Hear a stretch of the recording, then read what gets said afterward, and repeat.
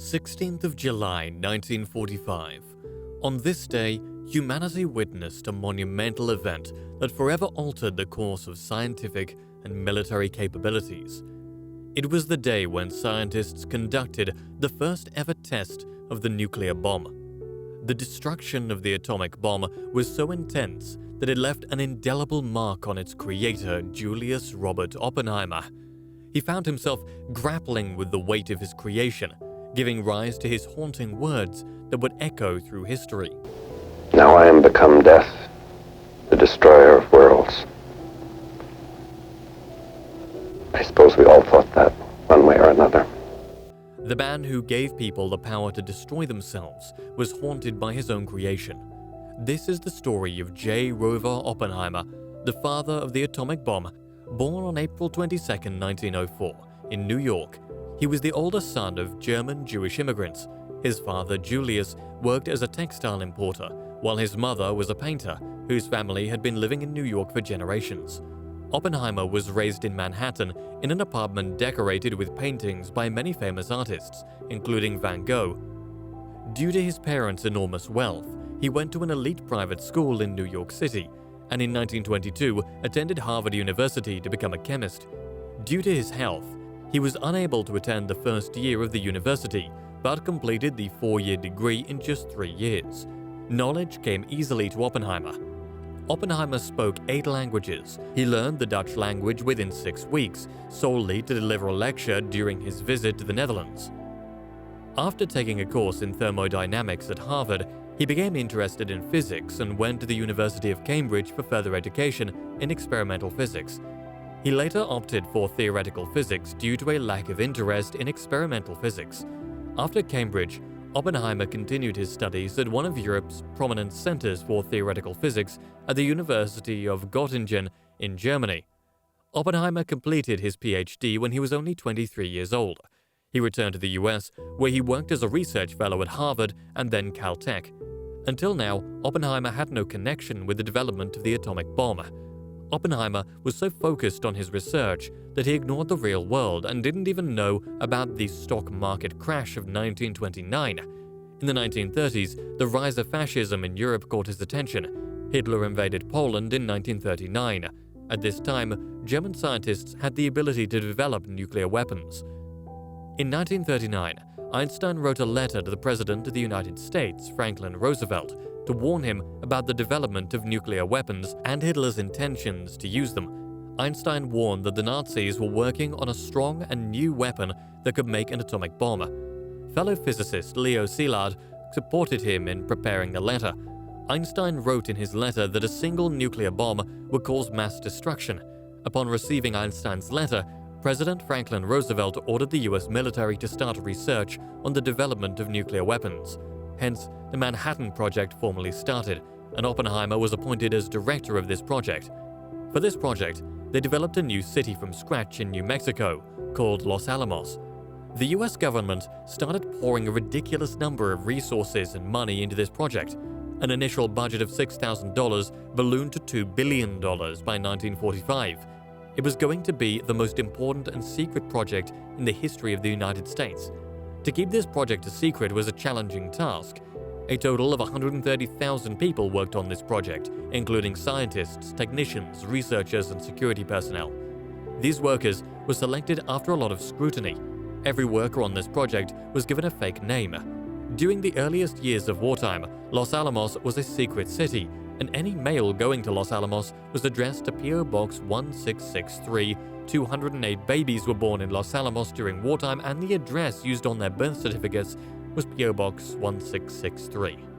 Before heading the Manhattan Project, Oppenheimer had already been working on nuclear fission, the release of enormous amounts of energy caused by the splitting of an atom. The heaviest element found in nature is uranium, which is the best element for splitting atoms. A uranium atom has 146 neutrons, 92 protons, giving it an atomic mass of 238, or U-238. A small portion of mined uranium has the same 92 protons. However, it only has 143 neutrons, giving us U-235. Because it is unstable, which makes it highly splittable and fissionable. When it's slammed by a neutron, it becomes U-236. It's so unstable that it splits into two atoms, barium and krypton. In this process, 3 more neutrons are released. They fly out and slam into more U-235 atoms, which causes a chain reaction and a huge explosion, ultimately releasing a huge amount of energy. Since uranium is naturally found and had to be mined, it was decided to opt for plutonium, which was even more fissionable and can be produced artificially. For that, several reactors were built in Washington state. At last, on the 16th of July 1945, the world's first atomic bomb had been developed. Now it was time to test it. The first atomic bomb was detonated over the small town of Alamogordo in New Mexico. The team of engineers and scientists who witnessed the test were shocked to see the results. Never before had mankind possessed a weapon that threatened the entire human civilization. The successful test meant that the US military now possesses an atomic bomb that was ready to be used. If we were to compare a nuclear bomb to TNT, it would be like comparing a dinosaur to an ant. To put things into perspective, consider that 1 kilogram of uranium contains the same amount of energy as a staggering 17 million kilograms of TNT. Germany was defeated 2 months before the completion of an atomic bomb. However, war with Japan continued, and an invasion seemed necessary to force Japan to surrender. However, a military advisor warned that a ground conflict would result in the deaths of tens of thousands of men in the US Armed Forces. Therefore, President Harry S. Truman authorized the use of an atomic bomb on Japan. On August 6, 1945, Hiroshima witnessed enormous amounts of destruction when an American B-29 bomber named the Enola Gay dropped the first atomic bomb, killing 140,000 people and wiping out 90% of the city. Thousands more died in the coming months and years from atomic radiation poisoning. If the United States wanted to destroy the city of Hiroshima with TNT, it would have needed 15 million tons of TNT, which is impossible for any plane to carry. After the bombing at Hiroshima, President Truman called for unconditional surrender of Japan, but the Japanese government refused. On August 9, 1945, after 3 days of the bombing of Hiroshima, US military dropped another bomb in the city of Nagasaki, in which more than 80,000 people were killed. A total of 210,000 people died in the 2 atomic blasts. In the aftermath of these bombings, Japan unconditionally surrendered after 6 days, ending the World War II. Many scientists working on the Manhattan Project started to wonder what they had done after learning about the horrific destruction caused by atomic bombs. In October, Oppenheimer went to see President Harry S. Truman, who authorized the use of atomic bombs, to discuss establishing global restrictions on nuclear weapons. When Oppenheimer expressed his sense of obligation to take action, stating that he felt the weight of responsibility for the lives lost, as if he had blood on his hands, Truman angrily said, "The blood is on my hands, let me worry about that." After the war, Oppenheimer started working with the US Atomic Energy Commission to prevent the use of nuclear weapons in future. In 1945, President Truman approached the commission to create the hydrogen bomb, which Oppenheimer opposed heavily.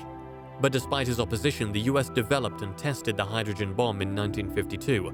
He lost his position with the commission during the McCarthy era as a result of his opposition to the hydrogen bomb and his alleged communist affiliations. People continued to wonder whether he was a Soviet spy for many years after. Oppenheimer is now primarily recognized as a scientist who suffered persecution for attempting to address ethical issues with his creation of atomic weapons. Since Hiroshima and Nagasaki, no nation has used nuclear bombs as weapons, despite a few close calls. This indicates that we have thus far been successful in averting the nuclear future Oppenheimer feared he had already started. Thanks for watching. Please support this channel by liking and subscribing.